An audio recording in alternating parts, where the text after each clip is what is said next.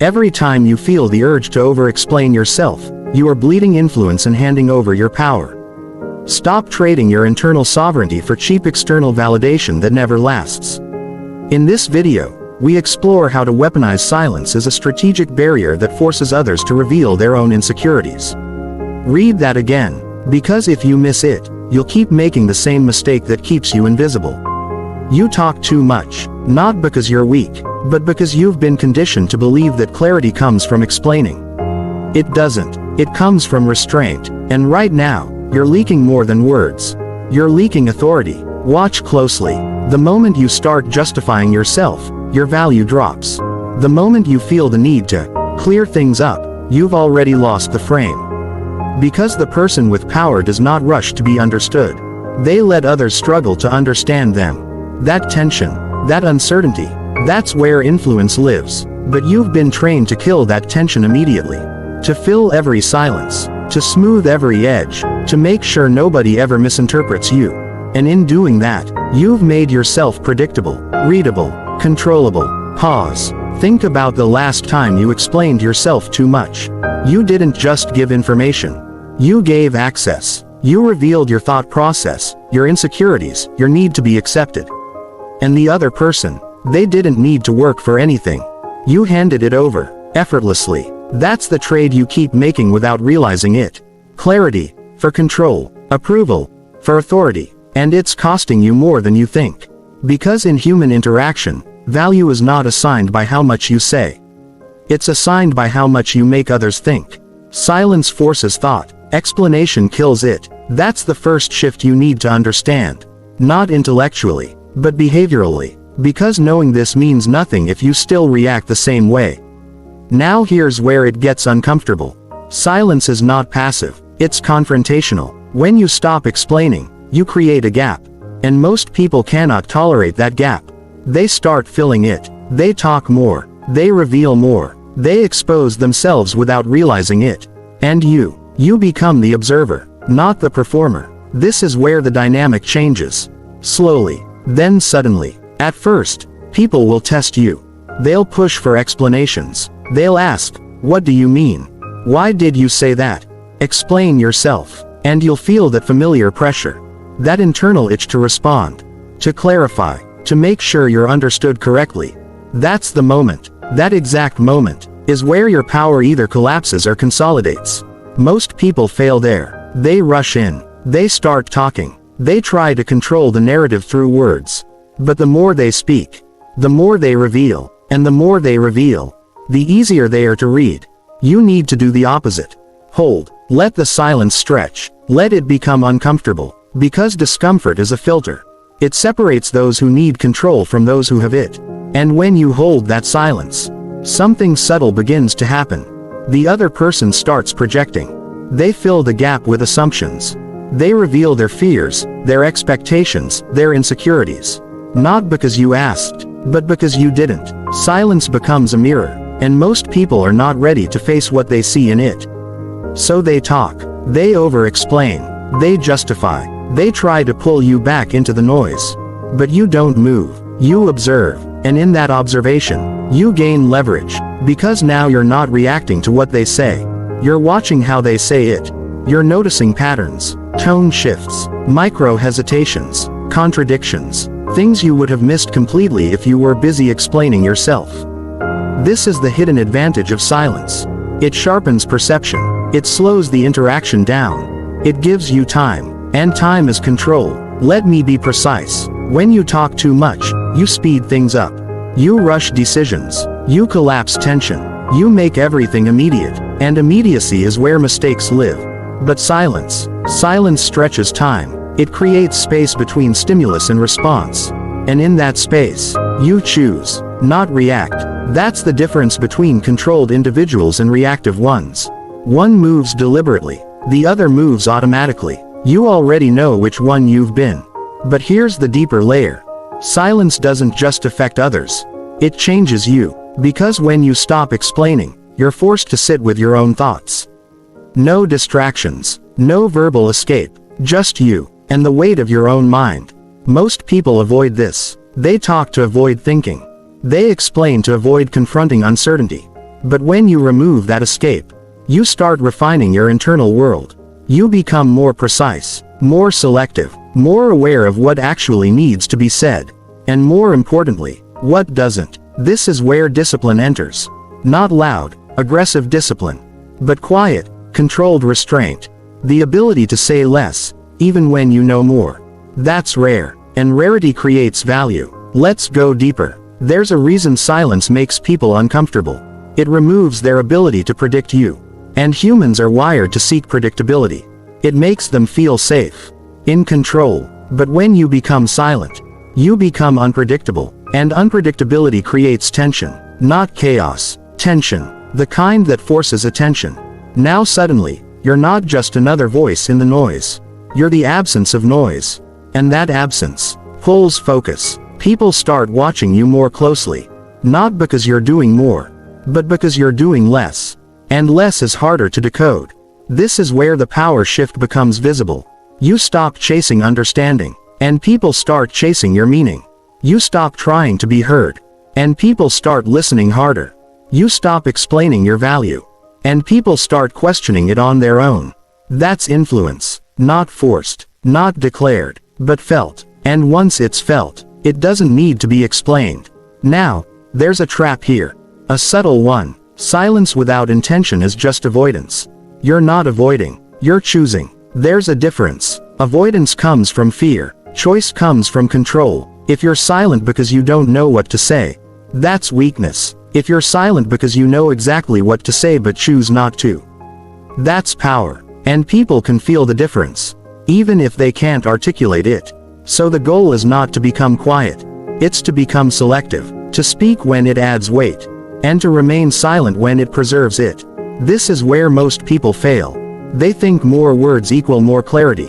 But in reality, more words often create more doubt. Because every extra sentence gives the other person something to analyze, something to question, something to use. But when you say less, you leave less to attack, less to distort, less to control. And that simplicity, it carries authority. There's a moment in every interaction where the dynamic is decided. It's subtle, almost invisible. It's the moment where one person starts explaining, and the other starts observing. That's the split. That's where roles are assigned. And once assigned, they're hard to reverse. So your job is to catch that moment early, before you fall into the privica of over-explaining, before you give away your position. And when you catch it, you do nothing. You hold. You let the silence do the work. Because silence is not empty. It's loaded with pressure, with presence, with control. And most people break under it. Now consider this. If you stopped explaining yourself for the next 7 days, how many of your interactions would change? How many people would start revealing more? How many would become uncomfortable? How many would try harder to understand you? That's not a hypothetical. That's a test. And if you're paying attention, you already feel the resistance. That internal voice saying, "But what if they misunderstand me?" Good. Let them. Misunderstanding is not always a loss. Sometimes, it's a filter. The right people will seek clarity. The wrong ones will expose their assumptions. Either way, you gain information. And information is leverage. This is the part most people never reach. Because they're too busy trying to control perception, instead of studying it. But you're not here to be liked. You're here to be effective. And effectiveness requires distance. Distance requires restraint. And restraint begins with silence.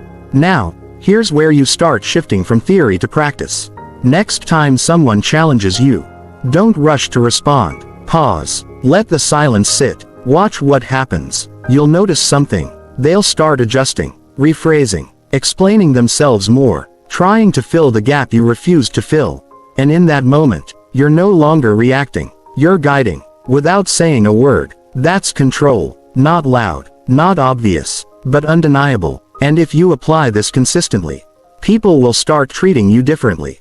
Not because you demanded respect, but because you stopped negotiating for it. Midway through this, there's a decision you need to make. Not out loud, but internally. Are you willing to be misunderstood in order to become unmanipulated? Because you can't have both. You can't be fully explained and fully in control at the same time. One cancels the other. Choose carefully. And if this is starting to shift something in you, hold on to it.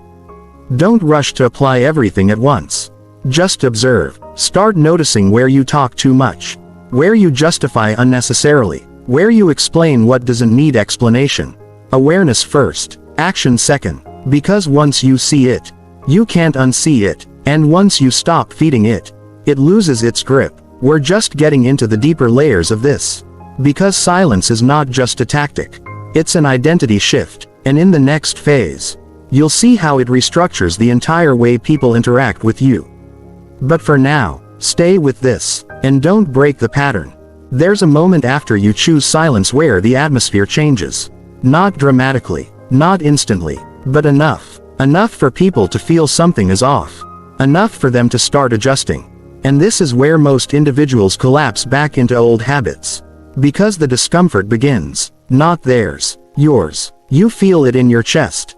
That urge to speak, to smooth the tension, to rescue the interaction before it gets awkward. That urge, that's conditioning. And if you obey it, you go right back to being predictable. But if you resist it, you unlock something most people never access. Control without effort, because now the silence is no longer accidental. It's deliberate, and deliberate silence does something very specific. It transfers emotional labor. Before, you were carrying it. You were managing the flow, filling the gaps, maintaining comfort. Now, you step back, and they step forward. They start working, trying to decode you, trying to re-engage you, trying to make sense of what you didn't say. That shift is critical, because the person doing the work is the one investing, and the one investing is the one attaching value. This is why silence increases perceived worth. Not because you're doing more, but because you've stopped overgiving. Let's go deeper. When you remove constant explanation, you remove the script. Most interactions follow predictable patterns. Question, answer, clarify, reassure, repeat. It's mechanical, almost unconscious. But when you interrupt that pattern with silence, you break the rhythm. And when rhythm breaks, truth slips out. People start revealing things they didn't plan to say. They overcompensate. They overshare. They try to regain control of the interaction. And in doing so, they expose their internal state. Insecurity, neediness, hidden intentions, all of it surfaces, not because you interrogated them, but because you gave them space to reveal themselves. This is the paradox. The less you say, the more you see. The more you see, the less you need to say. That's intelligence, not measured by how quickly you respond, but by how accurately you observe. Now pay attention. There are behavioral patterns that only appear when you stop reacting. You won't see them if you're always talking. You won't notice them if you're constantly explaining. You'll miss everything that actually matters. Because you're too busy performing. Silence removes performance. It replaces it with presence. And presence reveals detail, micro-expressions, shifts in tone, timing, the way someone rushes to fill a pause, or hesitates when asked a simple question. These are not random. They're signals, but you only catch them when you're still. This is why silence is not just power. It's data, and most people are blind to it. Because they never stop long enough to observe. They react, they respond, they move, constantly, and in that constant movement, they lose awareness. You're not going to make that mistake anymore. You're going to slow everything down. Because speed benefits the manipulator. But slowness benefits the observer. Let that settle. When someone is trying to control a situation, they rely on momentum. They want quick responses, immediate reactions, emotional engagement. Because once you're engaged emotionally, you're easier to guide, easier to influence, easier to control.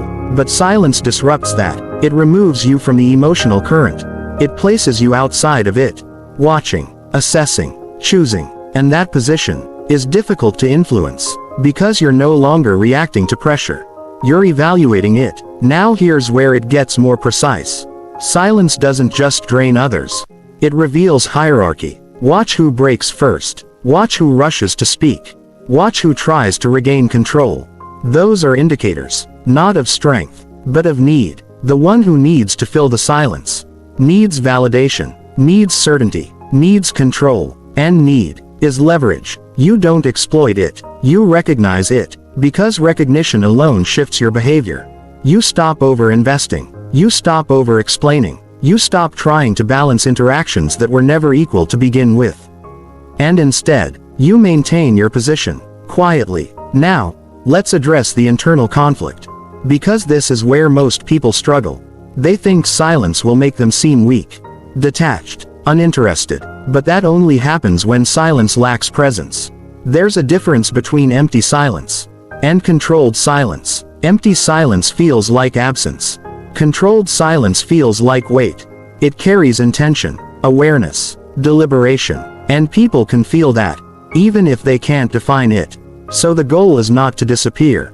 It's to remain still, fully present, fully aware, but not reactive. This is where silence becomes dominance.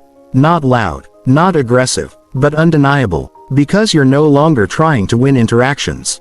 You're studying them. You're no longer trying to be understood immediately. You're allowing understanding to unfold over time. And time favors the one who is patient. Now think about this. How many times have you lost control of a situation?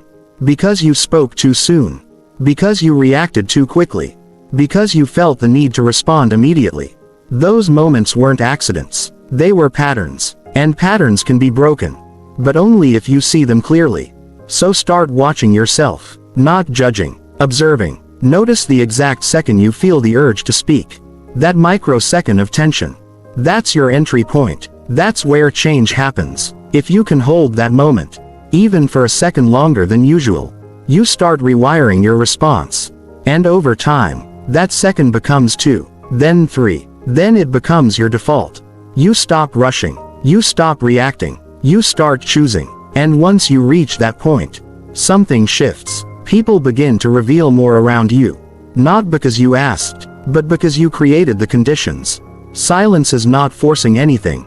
It's allowing everything. And what people allow themselves to reveal is far more accurate than what they say under pressure. This is why silence is a strategic advantage.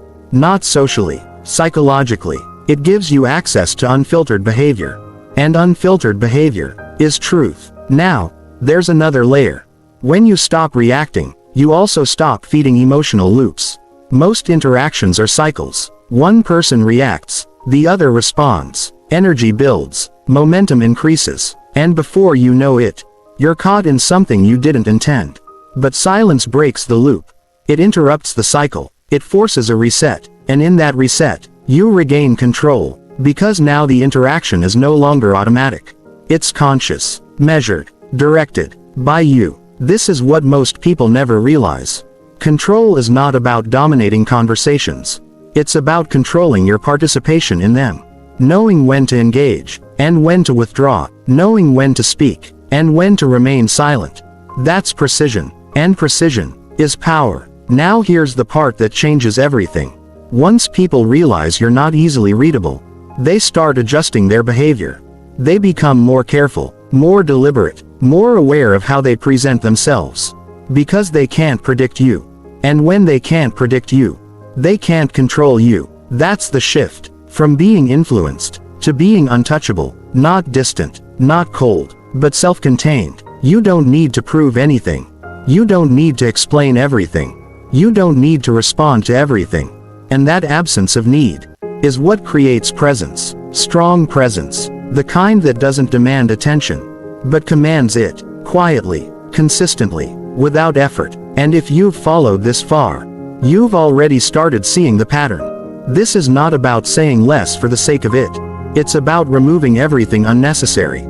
Every extra word, every forced explanation, every reactive response, until what remains is intentional, sharp, controlled. Now ask yourself this. When you speak, does it add weight, or does it dilute it? Because that's the standard now. Not quantity, quality, not speed, timing, not reaction, selection. This is the level most people never reach. Because it requires discipline, not visible discipline, internal discipline, the kind no one applauds, the kind no one notices, but everyone feels. And once you operate at that level, interactions change, subtly, but permanently. You're no longer pulled into conversations. You decide when to step in. You're no longer reacting to energy. You're directing it. You're no longer trying to be heard. You're choosing when to be understood. That's a different position entirely.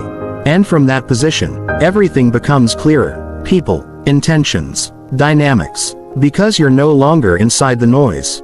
You're above it, watching, learning, adjusting. If you're starting to recognize this shift, don't ignore it. Most people will feel this, and go back to old habits within hours. Because silence requires consistency, not just awareness. So here's a simple checkpoint. For the rest of today, say less than you normally would. Not forced, not unnatural, just less. Pause before responding. Hold eye contact a second longer. Let conversations breathe, and observe. That's it. No overthinking, no overcorrection, just observation. Because once you master this layer, the final shift becomes inevitable. And that's where silence stops being a tactic, and becomes who you are. At this stage, silence is no longer something you practice. It starts becoming something you default to. And that is where identity begins to shift. Because people don't respond to what you say anymore. They respond to what they cannot extract from you. That difference changes everything. Most individuals operate in a visible state. They are readable through tone, reaction speed, emotional leakage, verbal overcommitment. They are easy to map, easy to predict, easy to influence. But the silent operator breaks that system. Not by being mysterious on purpose, but by removing excess input. And what remains is harder to decode. There is a structural shift here. When you speak less, your words stop competing. Each one carries more weight simply because there are fewer of them. And weight creates authority, not because it is louder, but because it is rarer. This is where perception begins to bend. People start assigning meaning to your pauses, to your timing, to what you choose not to respond to. And that is critical, because influence is not only built through communication. It is built through interpretation. If people begin interpreting you in a way you do not interfere with, you gain indirect control of perception. Not by dictating it, but by refusing to dilute it. Now compare two profiles. The loud individual and the silent operator. The loud individual relies on constant output. They fill space. They explain themselves. They react quickly to correct misunderstandings. They believe visibility equals value. But visibility without restraint leads to saturation. And saturation reduces impact. The silent operator functions differently. They do not compete for attention in real time. They allow attention to settle on them. They do not rush to clarify. They allow uncertainty to exist. And in that uncertainty, perception strengthens. Because the human mind dislikes gaps. It fills them automatically. So when you refuse to fill them, others do it for you. And what they create in that space often says more about them than about you. This is where influence becomes indirect. You are no longer pushing meaning outward. Meaning is being constructed around you. Now there is a subtle but important psychological consequence here. When someone cannot fully read you, they adjust their behavior. They become more cautious, more intentional, more self-aware in your presence. Because unpredictability triggers calibration. They start monitoring themselves, not you. And that reversal is significant. Because now their attention is no longer fully external. It is divided, partly focused on you, partly focused on how they are being perceived by you. This internal split weakens impulsive behavior, and reduces emotional dominance from their side. Without a single argument, without a single correction, just silence. But controlled silence is not absence. It is structure. You are still fully engaged, but not exposed. You are still present, but not accessible. That balance is where authority forms. Now, there is a misconception that silence isolates people socially. That is only true when silence is used as withdrawal. That is not what this is. This is selective engagement. You are not removing yourself from interaction. You are removing unnecessary participation. You still speak, but only when it adds direction. You still respond, but only when it protects position. You still engage, but only when it serves clarity or leverage. Everything else is withheld. This is where identity stabilizes. Because every unnecessary reaction you remove strengthens your signal and weakens noise. Over time, people stop expecting immediate access to your thoughts. They start waiting, observing patterns, adjusting their approach, and that waiting changes your perceived rank in the interaction. Not through force, but through behavior conditioning.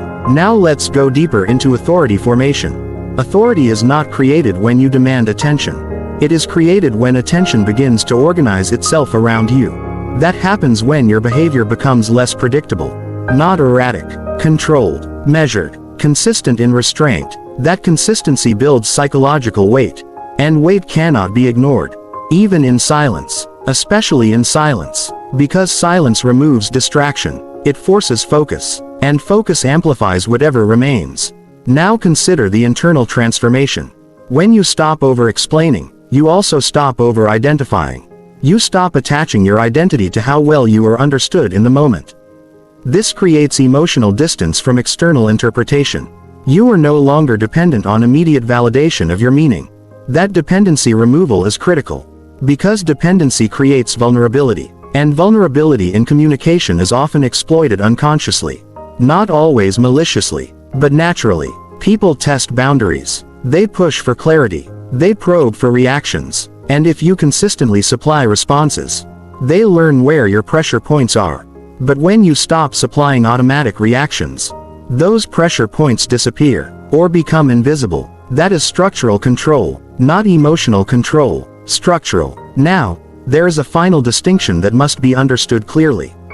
Silence is not about becoming detached from people. It is about becoming detached from impulsive expression. You are still aware, still engaged, still socially present, but no longer emotionally overexposed. That is the difference between isolation and mastery. Isolation removes connection. Mastery refines it. Now we arrive at the core contradiction most people fail to resolve. They want influence, but they fear being misunderstood. They want respect, but they over-explain to secure it. They want control, but they react emotionally when challenged. These desires conflict with each other, because influence requires restraint, and restraint often looks like absence to those who are dependent on noise. But to the trained observer, absence is signal. Now, maintain this carefully, because silence without awareness becomes withdrawal. But silence with awareness becomes authority. And authority is not declared. It is recognized. Let that distinction settle. Now consider how this shifts long-term interactions. People begin to approach you differently. Not because you demanded change, but because their experience of you required adjustment. They cannot extract the same emotional reactions. They cannot predict the same verbal responses. They cannot access the same explanatory behavior. So they recalibrate, and in recalibration, you gain positioning, not through confrontation, but through consistency. This is where influence becomes stable, not situational, but ongoing. Now there is a final layer. Silence protects identity, because what you do not constantly explain cannot be easily redefined by others. Overexposure leads to reinterpretation. Underexposure leads to projection, but controlled exposure leads to stability. You decide what is revealed, and what remains unspoken. That control over information flow is control over perception boundaries, and boundaries define authority. Now, if this principle is applied consistently, you will notice something subtle but important.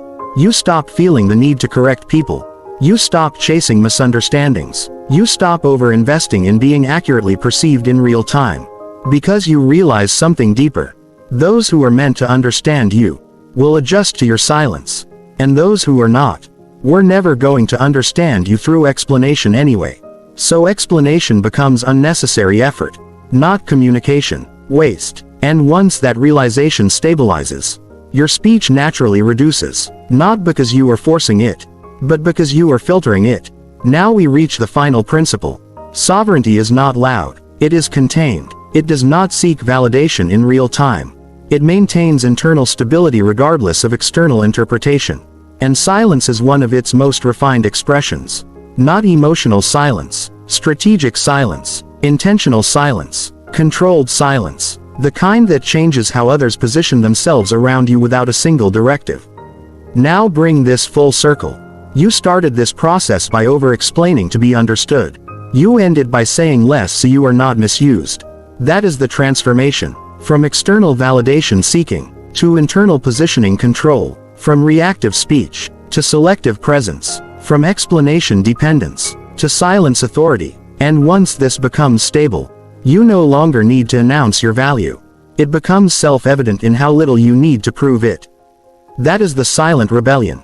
Not against people, but against unnecessary expression. And if there is one principle to carry forward from this, it is this: what you do not say often carries more weight than what you do. Because silence does not remove power. It concentrates it, and once concentrated, it is no longer negotiable. It is simply present, constant, and quietly absolute. Now remain aware of this shift. Because once you see it in yourself, you will also begin to see it in everyone else who hasn't yet learned it. And that awareness alone changes how you move, forever.